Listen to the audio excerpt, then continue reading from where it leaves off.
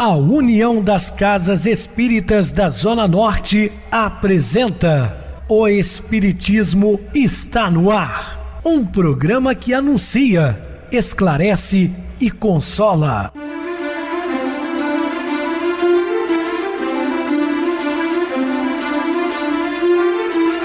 Não se turve vosso coração.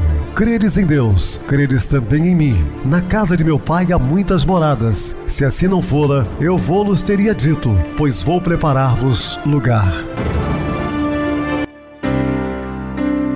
O Espiritismo está no ar. Sintonize esta frequência. Pare, pense na vida, faça perguntas. Uma ótima noite para você, hoje dia 8 de novembro de 2023, quarta-feira. Muito obrigado pelo carinho, pela sintonia. Rádio Clube FM, sua voz é a nossa voz. Estamos no ar de segunda a sexta desde 2014 pela emissora, depois passamos a transmitir o programa via YouTube.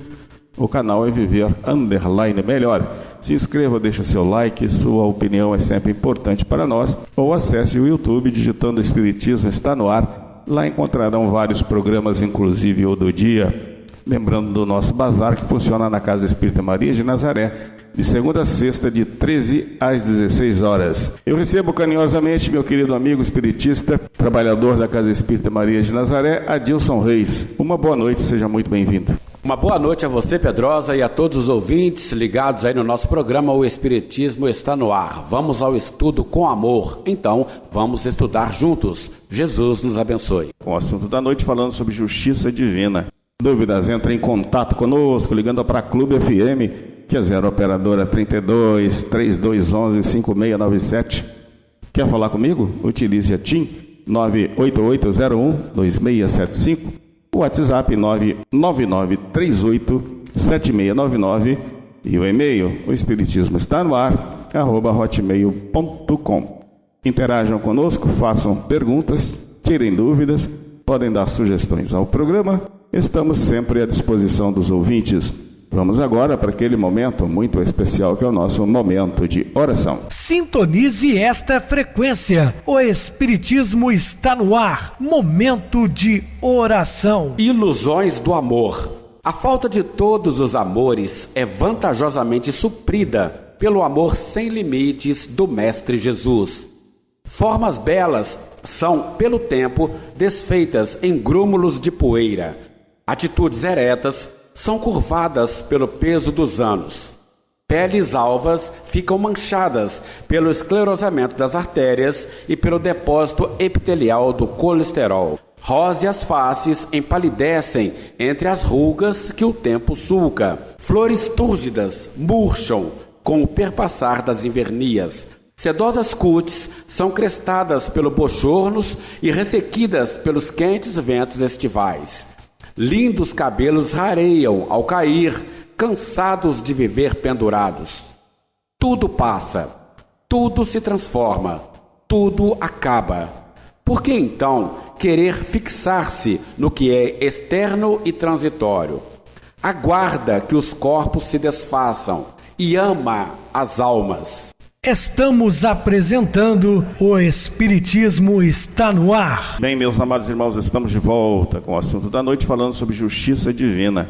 O mecanismo da justiça divina, que tem nela os seus mais eficazes instrumentos, implica o cumprimento integral de todas as normas do seu ordenamento jurídico, sem privilégios, exceções ou interpretações distorcidas e tendenciosas. Bom, esse é o mecanismo da justiça divina, não da justiça dos homens. Então aqui não tem, por exemplo, nada distorcido, tendencioso. Em razão disso, incompatível com o hábito humano de postular, através de atitudes convencionais e de favores feitos a Deus e seus auxiliares mais diretos, derrogações ou revogações de caráter eminentemente pessoal. A lei, por conseguinte, alça o homem com todo o rigor do seu mérito ou do seu próprio demérito diante do plano superior. Então, meus irmãos, não há privilégios, né? Todos nós somos criados simples e ignorantes, destinados à perfeição. É muito comum se ouvir, né, pessoas que dizem que perdoa determinados acontecimentos, mas quando aquela outra pessoa cai em desgraça, ele diz assim, a justiça de Deus tarda, mas não falha. Aí eu pergunto, que perdão foi esse, né, que você está vibrando com a desgraça alheia? Não, meus irmãos, e outra coisa, nós temos que entender, mas temos que entender isso profundamente. Por pior que seja o ser humano, ele é nosso irmão, entende? Igual está essa disputa lá entre Israel e o Hamas, aquela faixa de Gaza já toda destruída. Aí o pessoal ainda tem aquele jargão antigo que não devia ser mais usado, né? O povo de Deus está sendo atacado. O povo de Deus são todos os povos, são de Deus. Todos são filhos de Deus. Então nós temos que parar com essas intolerâncias, com essas divergências e entender que precisamos todos uns dos outros.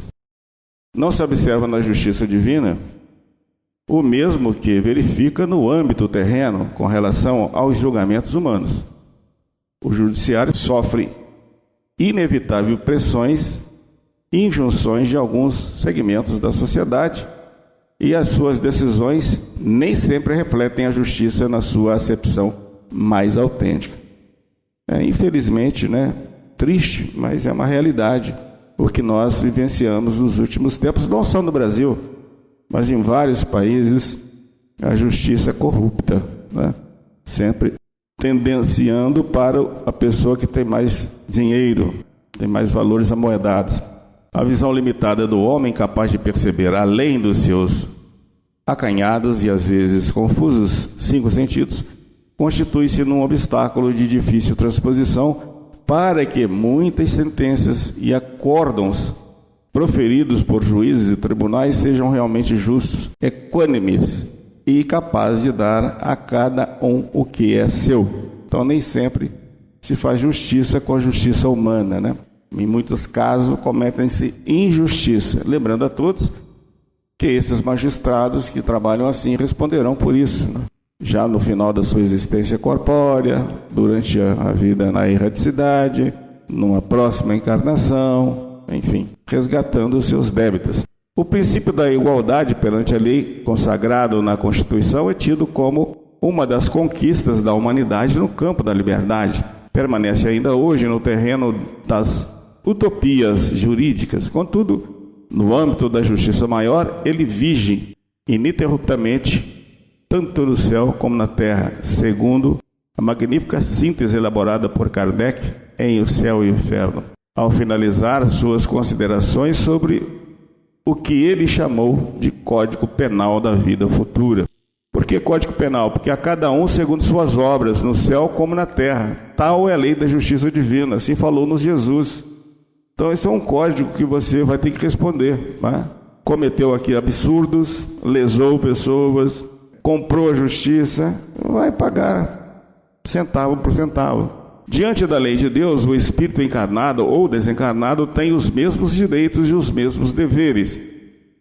Ela é uma só para todos, e seu cumprimento e a sua exceção e sua finalidade não se afastam daquele objetivo maior, que é propiciar condições para que o amor impere soberano e absoluto, assim na terra como no céu. Então essa justiça divina, ela abrange tanto nós aqui encarnados como todos os desencarnados, é a mesma lei. Para isso, todos os seus dispositivos, todos os seus postulados e todas as suas normas devem ser rigorosamente observados, até o último ponto, até a última letra. Essa observância ou finalidade à lei variará, no entanto, de acordo com o bom ou mau uso que se fez do livre-arbítrio, principalmente quando se levar em conta Deus criou todos os espíritos simples e ignorantes. Questão 115 de O Livro dos Espíritos, que a gente sempre comenta aqui no programa, né? Então não houve privilégio, fomos criados iguais. Se tem alguém mais inteligente, aquela coisa toda, porque ao longo das suas encarnações ele aperfeiçoou, estudou, como acontece hoje, né? Quantas pessoas que tiveram toda a chance do mundo de estudar e simplesmente, né, renegaram ou abandonam a cultura. E outros com tanta dificuldade, às vezes morando no interior, caminhando a pé, até chegar num local de pegar uma condução, cidades às vezes afastadas, e conclui aí 1, 2, 3 cursos superiores. Então observe que foi esforço dele, né? Como diz o Cristo, ajuda-te que o céu te ajudará. O que vale dizer, com as mesmas e iguais possibilidades de progredir. As desigualdades que se observam a partir daí são consequência da forma como cada espírito desenvolveu e aproveitou as oportunidades que teve. É o que ensinam os espíritos superiores ainda em resposta à mencionada questão 115. Você observa também, né, em muitos casos, que um clã familiar, às vezes alguns irmãos sobressaem, né, culturalmente, se tornam empresários, aquela coisa, trabalhadores, enquanto outros vivem lá no ócio. Aí vai ser sempre aquele coitadinho que você vai sempre precisar de ajuda, mas vai fazer um balanço, né, da sua vida. Onde que ele estava? Nas farras, nas bebedeiras, né? Sem compromisso algum com a vida. Aí depois, mais na velhice, vai ter que ser auxiliado por irmãos, porque não conseguiu conquistar nada. Deu a cada um determinada missão com o fim de esclarecê-los e fazê-los alcançar progressivamente a perfeição pelo conhecimento da verdade e para aproximá-los dele. A felicidade eterna e pura é para aqueles que alcançam essa perfeição. Os espíritos adquirem esses conhecimentos passando pelas provas que Deus lhe impõe. Alguns aceitam essas provas como submissão e alcançam mais profundamente o fim de sua destinação. Outros não suportam, senão, murmurando por suas faltas, permanecem distanciados da perfeição e da prometida felicidade. Aí está o bom sofrer e o mal sofrer, né? A escolha é nossa. Não se turbe o vosso coração. Credes em Deus, credes também em mim. Há muitas moradas na casa de meu Pai. Se assim não fosse, eu já vos teria dito, pois me vou preparar o lugar. Depois que eu tenha ido e vos houver preparado o lugar, voltarei e vos tomarei para mim, a fim de que onde eu estiver, também vós aí estejais. João, capítulo 14, versículo de 1 a 3. A expressão muitas moradas na casa de meu Pai pode ser entendida sob um dúplice aspecto. Significa, primeiramente, a certeza da existência de vida fora da Terra, na infinidade dos mundos que compõem o universo. Em segundo lugar, exprime os diferentes graus de evolução dos espíritos encarnados e desencarnados, principalmente em face da classificação dos mundos elaborada por Allan Kardec, nos termos dos ensinamentos dados pelos Espíritos. O Evangelho segundo o Espiritismo, capítulo 3, números 3, 4 e 5. Sobre a habitabilidade desses mundos, os Espíritos ensinam nas questões 55 a 58 de O Livro dos Espíritos que isso se constitui em um fato natural no plano da criação divina, uma vez que o homem está muito longe de ser o primeiro em inteligência, bondade e perfeição. A tola pretensão de, em meio à imensidade cósmica, ser a Terra o único planeta habitado é o reflexo do nosso orgulho, da nossa vaidade e da nossa imensa e desmedida ignorância, que Galileu sintetizou muito bem ao dizer: acostumados, como estamos, a julgar as coisas pela nossa insignificante e pobre habitação, a Terra, imaginamos que a natureza não pode ou não teve de agir sobre outros mundos, senão segundo as regras que lhe conhecemos na Terra. Ora, precisamente neste ponto é que importa reformemos a nossa maneira de ser. A Gênese, página 137, número 60, capítulo 6. Os Espíritos afirmam também, questão 36, que no universo não existe o vácuo absoluto, pois o que nos parece vazio está ocupado por matéria que nos escapa aos sentidos e aos nossos instrumentos, conforme as conclusões mais recentes da física moderna. Isso significa que mesmo naqueles espaços em que as vibrações se situam fora do nosso alcance perceptivo, a vida é uma constante e uma verdade inarredável. Tudo está preenchido pelo fluido cósmico universal em seus diferentes estados, e em muitos desses locais os espíritos se agrupam conforme sua afinidade e harmonia. Essa afirmativa está comprovada na atualidade pelas recentes conquistas da ciência.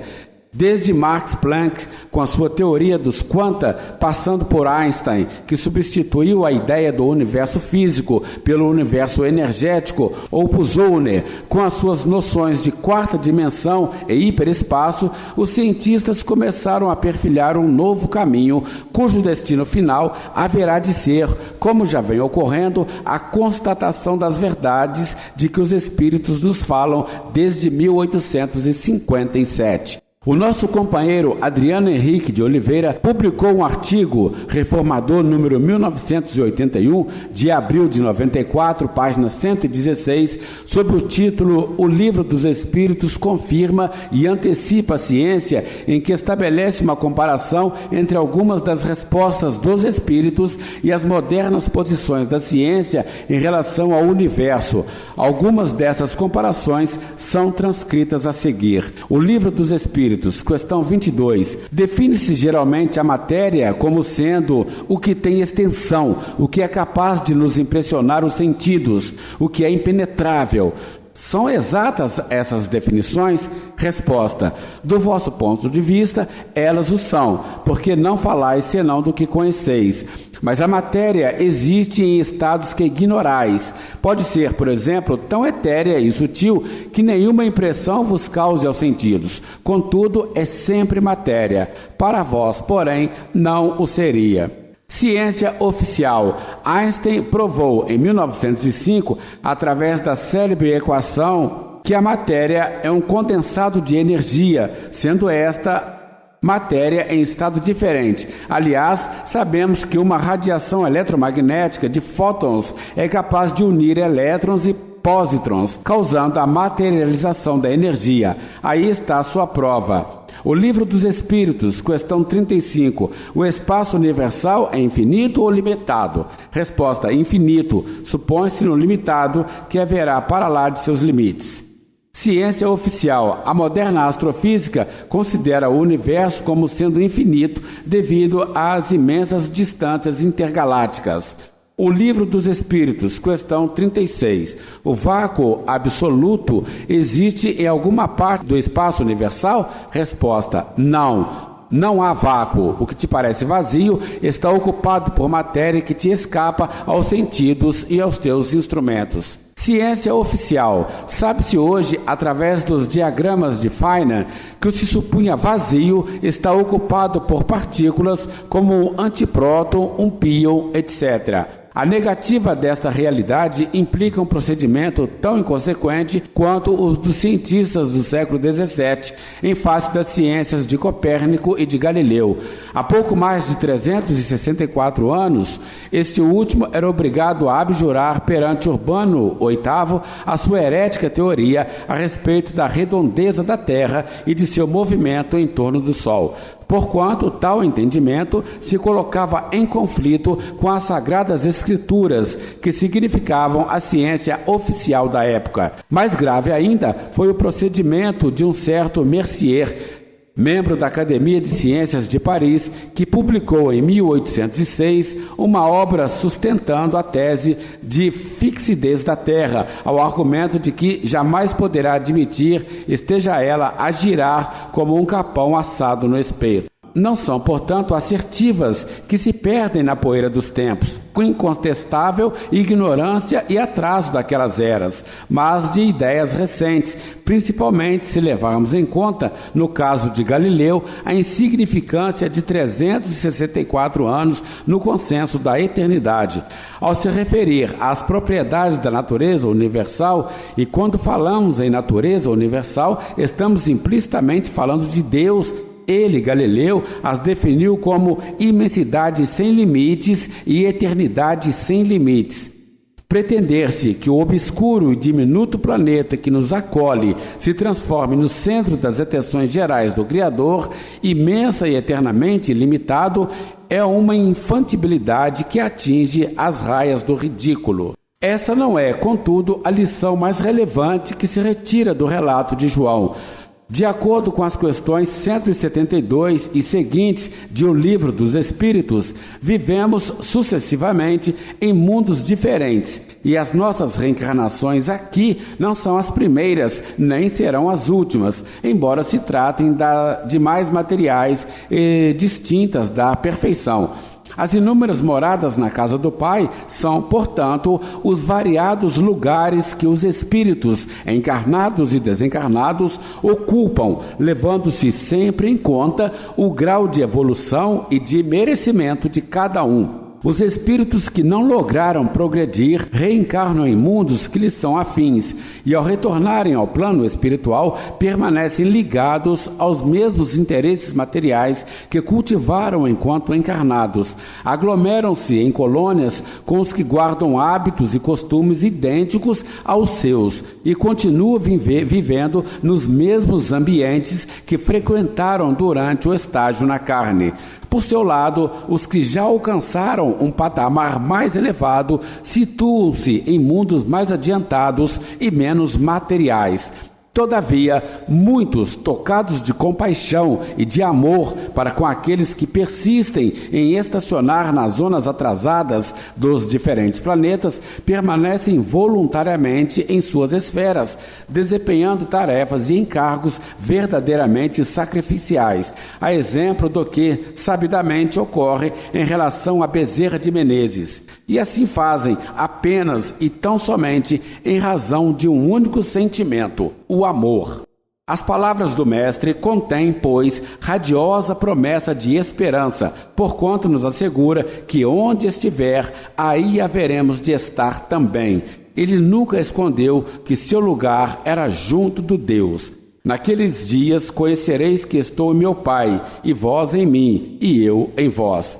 Isso significa, pois, a certeza de que nossa destinação final, uma vez percorridos os longos caminhos das reencarnações, na Terra e em outros mundos nos quais se fizer necessária a nossa presença, não foi uma promessa que se destinava somente aos apóstolos ou aos seus seguidores mais próximos cronologicamente, mas a toda a humanidade frágil, equivocada, sofredora e sofrida, de ontem, de hoje e de amanhã. Eu não fui enviado senão às ovelhas perdidas na casa de Israel. Mateus capítulo 15, versículo 24. Emmanuel, ao falar de sua missão no nosso pequeno planeta, afirmou: se Jesus não tivesse confiança na regeneração dos homens e no aprimoramento do mundo, naturalmente não teria vindo ao encontro das criaturas e nem teria jornadeado nos escuros caminhos da terra. O Cristo assumiu para conosco o compromisso de nos levar para junto dele, no lugar que lhe cabe de direito junto ao Pai.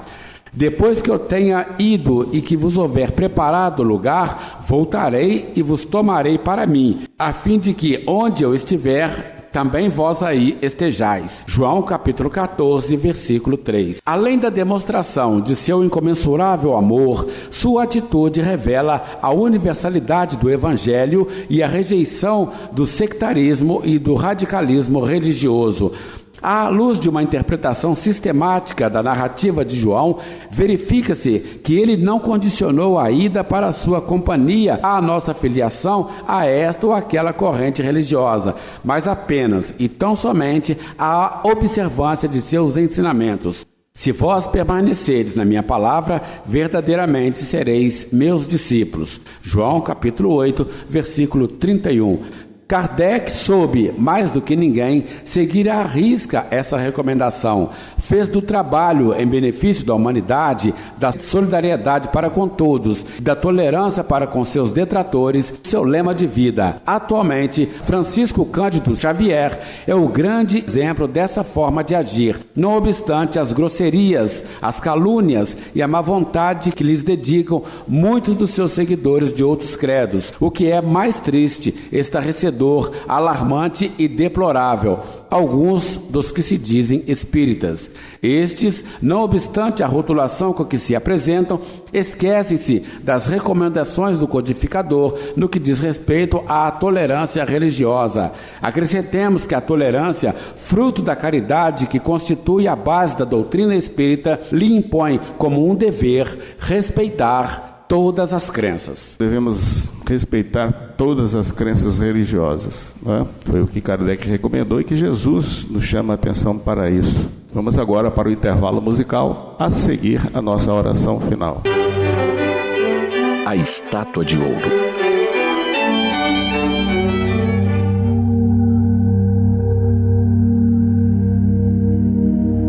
Lá pelos idos de 1988, um casal foi visitar a Tailândia.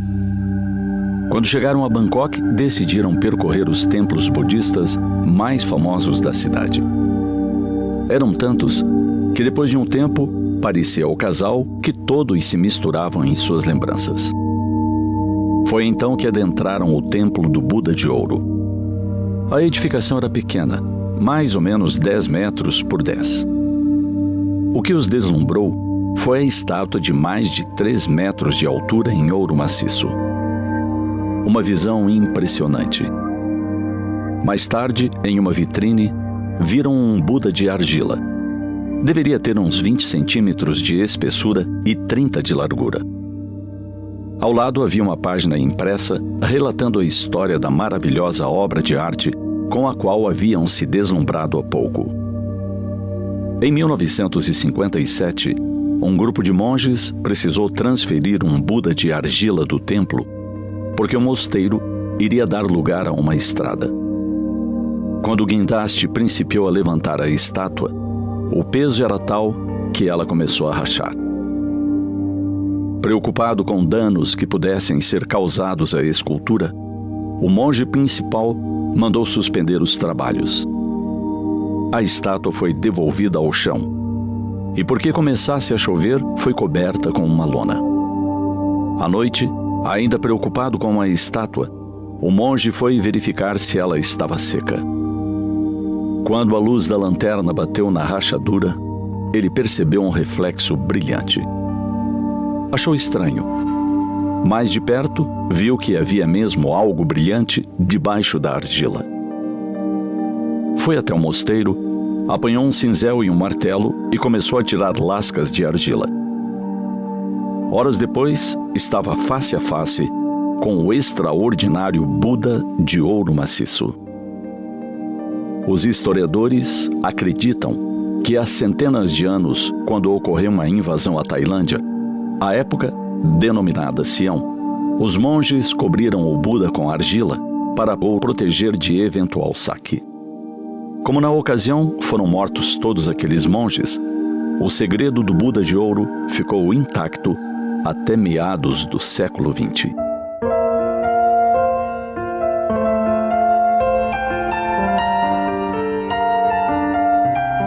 Somos semelhantes a essa estátua de ouro. Por fora, apresentamos uma dura camada de argila. Podemos dizer que essa camada representa nosso corpo físico. Um corpo que é visto, tratado, que ornamos com joias e roupas caras. Um corpo cuja forma trabalhamos em academias, oferecemos produtos de beleza para sua melhor estética. No entanto, sob essa camada, existe ouro puro, a nossa verdadeira essência. Somos nós, espírito imortal, herdeiro do universo, fadado à perfeição, à felicidade. Nossa tarefa maior é zelar por seu brilho, pela sua segurança. Não nos permitirmos a entrega a vícios, paixões de qualidade inferior, desânimo e maldade. Poli-lo todos os dias com o óleo do autoconhecimento, investindo em burilamento pessoal. Aprender, exercitar-se no trabalho, orar e vigiar. Propor-se a cada dia ser melhor do que no anterior e corrigir os equívocos da véspera. Isso até alcançarmos tal qualidade que a semelhança de Jesus no Tabor brilhemos mais do que o sol. E sejamos mais preciosos que a fenomenal estátua de ouro de 2 toneladas, avaliada em alguns milhões de dólares. Pensemos nisso.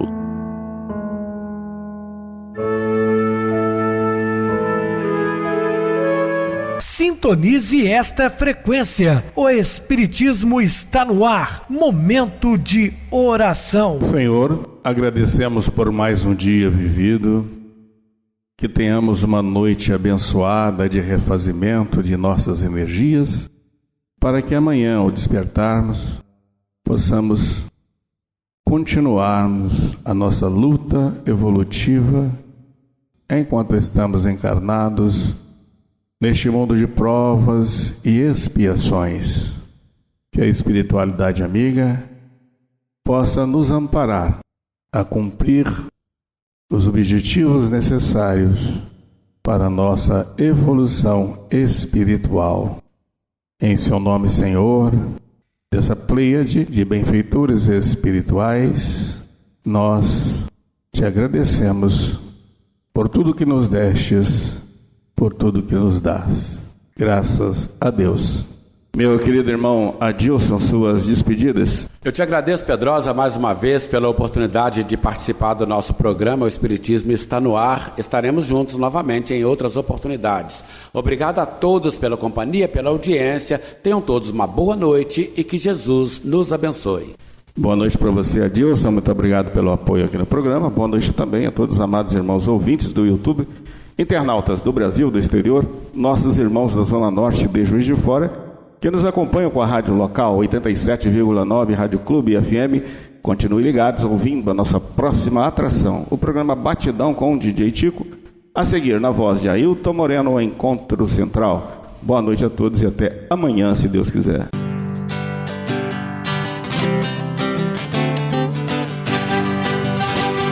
A União das Casas Espíritas da Zona Norte apresentou O Espiritismo está no ar, anunciando o Evangelho de Jesus, esclarecendo sua mensagem, consolando corações.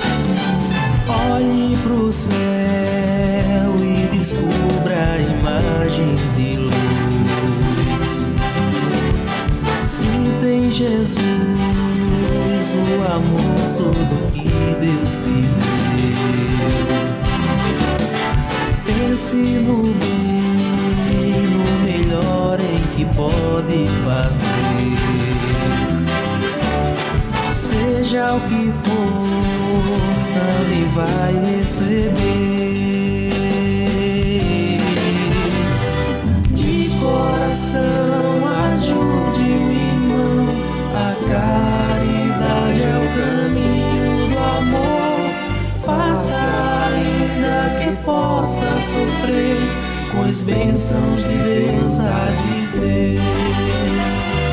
Ame, perdoe e viva melhor a natureza, o céu e o mar. Veja o encanto que a vida nos dá, a chance eterna que temos para amar.